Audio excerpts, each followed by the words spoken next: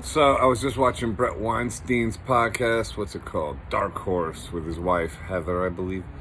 They were talking about naturopaths versus allopathic doctors, and we just had two of those on TNT. Two naturopaths back to back. Tuesday and Wednesday. Dr. Peter Glidden and Priscilla Romans. It was in the second hour with Adam Ruckus Clark. And really great conversations, both of them, and informative, because I didn't know that what we commonly think of as doctors are called allopathic, or practice allopathic medicine, or allopathic doctors. What's interesting about that, and what Dr. Peter Glidden was saying, was that if you have something like a broken arm or a deep trauma, or need surgery or something like that, then that's what you want, is an allopathic doctor. But if you have like other kind of conditions like high blood pressure or stuff going wrong that maybe you could deal with a cure with food, with changing your diet or fasting, or just other things, that the allopathic doctor, that traditional medical community is not the way that you want to go. Because essentially they're sort of really busy. They're seeing, client after client or patient after patient. And so if you have high blood pressure, it's not going to be like a situation where like, hey, let's break down your diet. Let's see what you're eating, what's your lifestyle. They're going to go, oh, this medicine takes care of high blood pressure, so let's write a prescription. They're going to always deal with the symptoms rather than getting to the root cause of the problem. So it's just interesting, the broken medical field, basically, or just sort of how it's built on a foundation that is that creates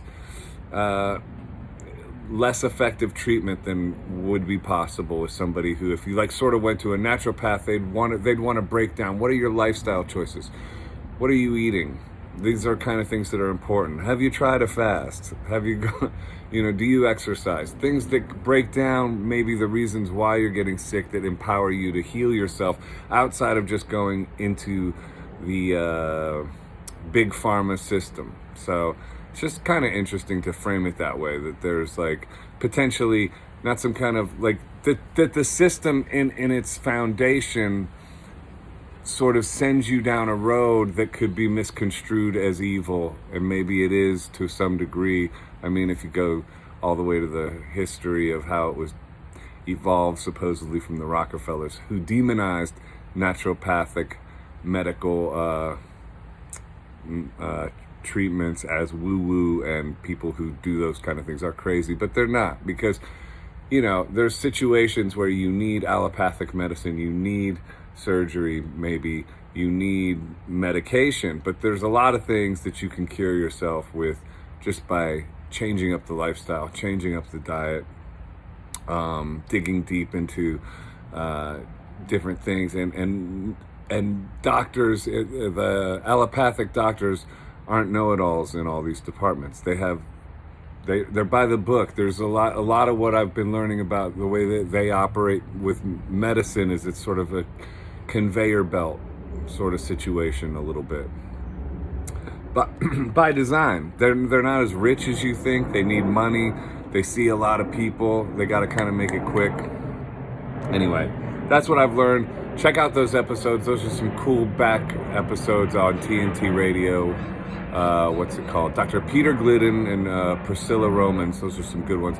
Tonight I have Dr. Ben Marbles, who's a really funny, interesting guy. Did a great cover of Alice Cooper's Poison for the COVID era.